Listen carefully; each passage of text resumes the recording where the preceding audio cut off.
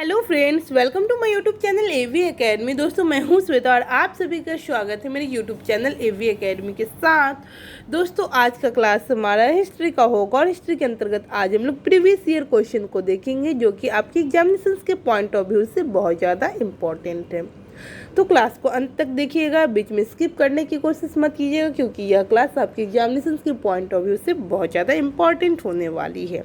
तो चलिए शुरू करते हैं आज की क्लास को। हमारा पहला क्वेश्चन है, निम्न अखबारों में से कौन सा मुख्यतः उदारवादियों की नीति का प्रचारक था? Option E New India, option B है लीडर, ऑप्शन सी है यंग इंडिया और ऑप्शन डी है फ्री प्रेस जनरल। तो इसका सही जवाब होगा ऑप्शन बी लीडर। ठीक है, इसके डिटेल्स को देखते हैं। फ्री प्रेस जनरल एक न्यूज एजेंसी थी। यंग इंडिया एक साप्ताहिक पत्रिका थी जिसे महात्मा गांधी द्वारा प्रकाशित किया गया था और बहुत इम्पोर्टेंट है, पूछा जाता है। तो यंग इंडिया एक साप्ताहिक पत्रिका थी और यह किसके द्वारा लिखा गया था? तो महात्मा गांधी के द्वारा प्रकाशित किया गया था। ठीक है। लीडर समाचार पत्र के संपादक मदन मोहन मालवीय थे। लीडर समाचार पत्र के संपादक कौन थे? तो मदन मोहन मालवीय थे। मालवीय उदारवादी दल का नेता थे। इसके माध्यम से उदारवादी अपनी नीतियों का प्रचार करते थे। ठीक है, नेक्स्ट क्वेश्चन देखते हैं हम लोग। नेक्स्ट क्वेश्चन है, भारत में आधुनिक शिक्षा प्रणाली की नींव डैश द्वारा रखी गई थी। ऑप्शन ई है 1813 का चार्टर अधिनियम, ऑप्शन बी है 1835 का मैकाले के मिंटस। ठीक है, नेक्स्ट देखते हैं। ऑप्शन सी है इसका 1854 का वुड आदेश पत्र और ऑप्शन डी है 1882 का हंटर कमीशन। तो इसका सही जवाब ऑप्शन बी होगा और ऑप्शन बी में है 1835 के मैकाले के मिंटस। ठीक है, तो ऑप्शन बी इसका सही जवाब होगा। इसके डिटेल्स को देखते हैं। भारत में आधुनिक शिक्षा प्रणाली की नींव 1835 ईस्वी में मैकाले के मिंटस स्मरण पत्र से पड़ी। मैकाले का मानना था कि यूरोप के एक अच्छे पुस्तकालय की एक अलमारी का एक कक्ष भारत और अरब के समस्त साहित्य से अधिक मूल्यवान है। तत्कालीन governor general Lord William Bentinck द्वारा मैकाले के प्रस्ताव को स्वीकृत करते हुए भारत में अंग्रेजी को ही उच्च शिक्षा का माध्यम बनाए जाने को मंजूरी दी गई। ठीक है, नेक्स्ट क्वेश्चन देखते हैं हम लोग। 19वीं शताब्दी के धर्म एवं समाज सुधार आंदोलनों ने जनसंख्या के किस वर्ग को मुख्यतः आकर्षित किया?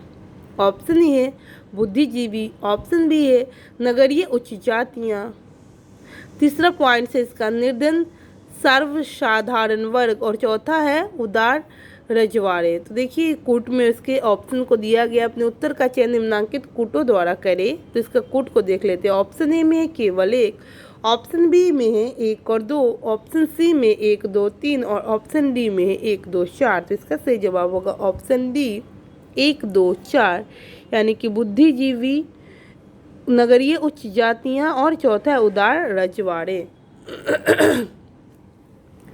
19वीं सदी के धार्मिक एवं सामाजिक सुधार आंदोलनों का भारत के इतिहास में विशेष स्थान है। इसने जहां एक ओर धार्मिक एवं सामाजिक सुधारों का आह्वान किया, वहीं दूसरी ओर इसने भारत के अतीत को उजागर कर भारतवासियों के मन में आत्मसम्मान और आत्मगौरव की भावना जगाने की कोशिश की थी। इसने बुद्धिजीवी, नगरीय उच्च जातियों एवं उदार रजवाड़े वर्ग को अपनी ओर आकर्षित किया। ठीक है, नेक्स्ट क्वेश्चन देखते हैं हम लोग। भारतीय पुनर्जागरण आंदोलन के पिता कौन थे? ऑप्शन ए है Bal Gangadhar Tilak, option B Dayanand Saraswati, option C है श्रद्धानंद और ऑप्शन डी है राजा राम मोहन राय। तो इसका सही जवाब होगा ऑप्शन डी राजा राम मोहन राय। भारतीय पुनर्जागरण आंदोलन के पिता कौन थे? तो राजा राम मोहन राय। और ये इंपॉर्टेंट क्वेश्चन है, रिपीटेड क्वेश्चन है, 53rd और 55th बीपीएससी में पूछी गई क्वेश्चन है। ठीक है। राजा राम मोहन राय को भारतीय पुनर्जागरण का पिता, भारतीय राष्ट्रवाद का पैगंबर, अतीत और भविष्य के मध्य सेतु और भारतीय राष्ट्रवाद का जनक, आधुनिक भारत का पिता, प्रथम आधुनिक पुरुष तथा युगदूत कहा गया है। ठीक है, नेक्स्ट क्वेश्चन देखते हैं। निम्नलिखित में से कौन आत्मीय सभा के संस्थापक थे? Option A Raja Ram Mohan Roy, option B Swami Dayanand Saraswati, option C Swami Vivekananda, option D Aurobindo Ghosh. तो इसका सही जवाब होगा ऑप्शन ए राजा राम मोहन राय। आत्मीय सभा के संस्थापक है राजा राम मोहन राय। हिंदू धर्म के केशववादी मत का प्रचार करने के लिए 1815 ईस्वी में राजा राम मोहन राय ने अपने युवा समर्थकों के सहयोग से आत्मीय सभा की स्थापना की। उन्होंने मूर्ति पूजा की आलोचना की और प्रमाण यह विचार व्यक्त किया कि हिंदुओं के सभी प्राचीन मौलिक धर्म ग्रंथों में एक ब्रह्म का उपदेश दिया है। इसके समर्थन में उन्होंने वेदों और 5 मुख्य उपनिषदों को बंगला भाषा में अनुवाद किया। नेक्स्ट क्वेश्चन देखते हैं हम लोग। ब्रह्म समाज की स्थापना हुई थी वर्ष, ऑप्शन ए है 1827, ऑप्शन बी 1829, ऑप्शन सी 1831 और ऑप्शन डी 1843। इसका सही जवाब होगा ऑप्शन, देखिए स्टार मार्क किए हुए इसके उत्तर में। तो इसके डिटेल्स को देखते हैं। राजा राम मोहन राय ने 20 अगस्त 1828 को ब्रह्म समाज नाम से एक नए समाज की स्थापना की, जिसे आगे चलकर ब्रह्म समाज के नाम से जाना गया। इस समाज ने मूर्ति पूजा का विरोध किया और एक ब्रह्म की पूजा का उपदेश दिया। यह ऐसे लोगों की जमात थी जो ईश्वर की एकता में विश्वास करते थे और मूर्ति पूजा से अलग रहते थे। इस नवीन धर्म में सामाजिक रीति रिवाजों एवं धार्मिक कर्मकांडों के लिए कोई स्थान नहीं था। ब्रह्म समाज ने रंग, वर्ण अथवा मत पर विचार किए बिना मानव मात्र के प्रति प्रेम तथा जीवन की उच्चतम विधि के रूप में मानवता की सेवा पर बल दिया। दिए गए विकल्पों में से कोई भी विकल्प सही नहीं है। चलिए नेक्स्ट क्वेश्चन देखते हैं हम। नेक्स्ट क्वेश्चन है हमारा, राजा राम मोहन राय द्वारा ब्रह्म समाज की स्थापना की गई। ऑप्शन ए है 1816 ईस्वी में, ऑप्शन बी 1820 ईस्वी में, ऑप्शन सी 1828 ईस्वी में, ऑप्शन डी 1830 ईस्वी में। तो इसका सही जवाब होगा ऑप्शन सी 1828 ईस्वी में। नेक्स्ट क्वेश्चन देखते हैं, सती को गैर कानूनी किसने घोषित किया था?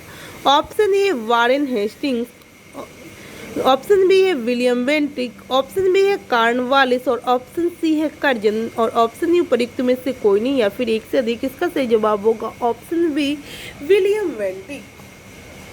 ठीक है, सती को गैर कानूनी किसने घोषित किया था? तो विलियम बेंटिक ने घोषित किया था। डिटेल्स को देखते हैं। लॉर्ड विलियम बेंटिक ने दिसंबर 1829 में नियम 17 द्वारा सती प्रथा पर प्रतिबंध लगा दिया। प्रारंभ में यह कानून केवल बंगाल प्रेसिडेंसी में लागू किया गया, परंतु 1830 में इसे बम्बई और मद्रास प्रेसिडेंसी में भी लागू किया गया। 1815 में प्रकाशित राजा राम मोहन राय की पहली पुस्तक का क्या नाम था? ऑप्शन ए है वेदांत ग्रंथ, ऑप्शन बी है तुहफत उल मुवाहिदीन, ऑप्शन सी है भारती विलास और ऑप्शन डी है शकुंतलम। इसका सही जवाब होगा ऑप्शन ए वेदांत ग्रंथ। 1815 में प्रकाशित राजा राम मोहन राय की पहली पुस्तक का नाम था वेदांत ग्रंथ। ठीक है, इसकी डिटेल्स को देखते हैं।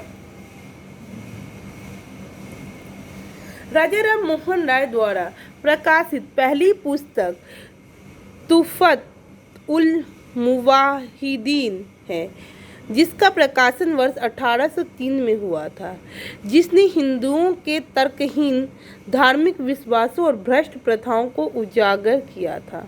परंतु वर्ष 1815 में प्रकाशित राजा राम मोहन राय की पुस्तक का नाम वेदांत ग्रंथ था। अतः आयोग ने इसका उत्तर विकल्प ए को माना है, जो त्रुटिपूर्ण है। ठीक है, नेक्स्ट क्वेश्चन देखते हैं। नेक्स्ट क्वेश्चन है हमारा, फराजी आंदोलन के विरोध में 1893 में ढाका के ताइयूनी आंदोलन किसने चलाया था? ऑप्शन ए है कलकत्ता और सैयद अमीर अली, ऑप्शन बी है अलीगढ़ के sir Syed Ahmad, option C है पटना के हसन इमाम, ऑप्शन डी है जौनपुर के करामत अली और ऑप्शन ई उपर्युक्त में से कोई नहीं या फिर एक से अधिक। तो इसका सही जवाब होगा ऑप्शन डी जौनपुर के करामत अली। ठीक है, डिटेल्स को देखते हैं। फराजी आंदोलन के विरुद्ध में 1838 से 39 ईस्वी में ढाका में ताइयूनी आंदोलन चलाया गया, जिसका नेतृत्व जौनपुर के करामत अली ने किया। फराजी आंदोलन की शुरुआत 1818 ईस्वी में हाजी शरीअतुल्लाह ने की थी। इस आंदोलन का प्रमुख क्षेत्र पूर्वी बंगाल था तथा इसका उद्देश्य क्षेत्र के मुसलमानों के बीच मौजूद सामाजिक नवाचारों या गैर इस्लामिक प्रथाओं का उन्मूलन करना था। नोट, ताइयूनी आंदोलन का प्रारंभ 1839 ईस्वी में हुआ था, ना कि 1839 ईस्वी में। आयोग ने इस प्रश्न का मूल्यांकन से बाहर कर दिया था। ठीक है, चलिए नेक्स्ट क्वेश्चन है हमारा, सर सैयद अहमद खान के सबसे कटु आलोचक कौन थे? ऑप्शन ए है जमालुद्दीन अफगानी, ऑप्शन बी है CF एंडूज, ऑप्शन सी है मौलवी जकालुल्लाह, ऑप्शन डी है शिवाली नुमानी, ऑप्शन ई उपर्युक्त में से कोई नहीं या फिर एक से अधिक। तो इसका सही जवाब होगा ऑप्शन ए जमालुद्दीन अफगानी।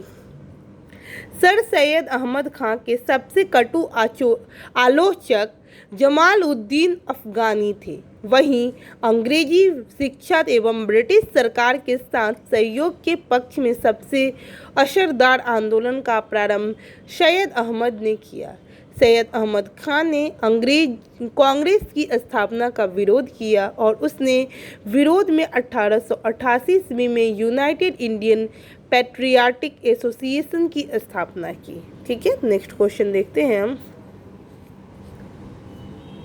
किसकी कानूनी समस्या के समाधान हेतु महात्मा गांधी को 1839 में दक्षिण अफ्रीका बुलाया गया था? ऑप्शन ए कश्मीर के शेख अब्दुल्ला, ऑप्शन बी है बंगाल के तीतू मीर, ऑप्शन सी है बंगाल के इमदाद इमाम और ऑप्शन डी गुजरात के दादा अब्दुल्ला, ऑप्शन ई उपर्युक्त में से कोई नहीं या फिर एक से अधिक। इसका सही जवाब होगा ऑप्शन डी गुजरात के दादा अब्दुल्ला। 1829 ईस्वी में दक्षिण अफ्रीका में व्यापार करने वाले एक भारतीय मुसलमान व्यापारी दादा अब्दुल्ला ने गांधी जी के सामने मुकदमे को देखने का प्रस्ताव रखा, जिसने गांधी जी स्वीकार किया था तथा 1839 ईस्वी में वे दक्षिण अफ्रीका गए थे। ठीक है, नेक्स्ट क्वेश्चन देखते हैं हम।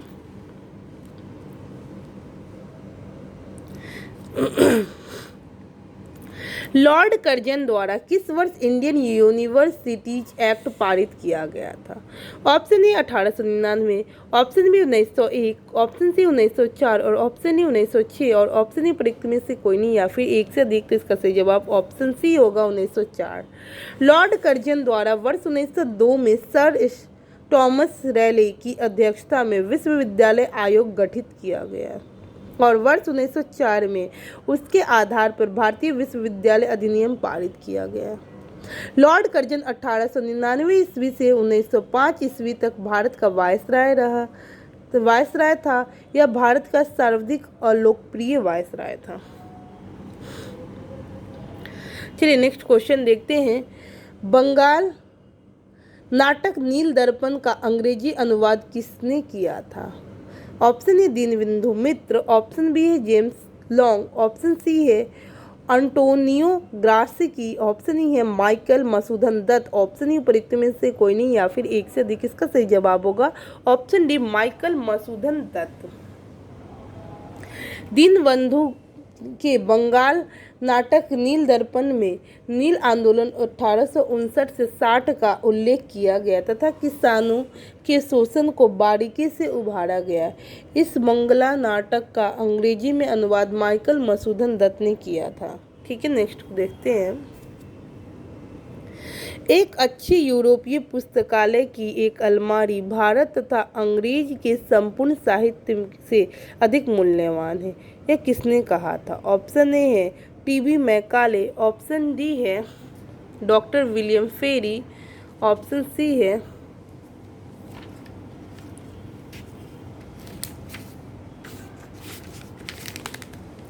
ऑप्शन सी है लॉर्ड मिंटो, ऑप्शन डी है चार्ल्स ग्रांट और ऑप्शन ई उपरोक्त में से कोई नहीं या फिर एक से अधिक। तो इसका सही जवाब होगा option A TB Macaulay. Option A इसका सही जवाब है टीबी मैकाले। चलिए इसके डिटेल्स को पढ़ लेते हैं और यह आज का हमारा लास्ट क्वेश्चन होगा। ठीक है, तो इसके डिटेल्स को देखते हैं। मैकाले का मानना था कि यूरोप के एक अच्छे पुस्तकालय की एक अलमारी का तख्ता भारत एवं अरब के समस्त साहित्य से अधिक मूल्यवान है।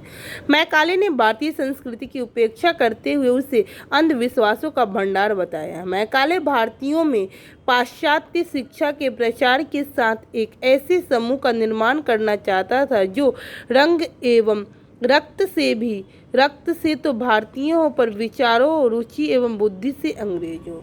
तो इसी तरीके से आज की क्लास को यहीं पे समाप्त करेंगे। मैं उम्मीद करती हूँ कि यह क्लास आप लोग के लिए लाभप्रद साबित होगा। तो इसी तरीके की रोजाना क्लास पाने के लिए हमारे यूट्यूब चैनल एवी एकेडमी को सब्सक्राइब करें, लाइक करें, शेयर करें, ज़्यादा से ज़्यादा लोगों को शेयर करें ताकि इस क्लास का बेनिफिट और लोगों को भी मिल सके। Thanks for watching my video.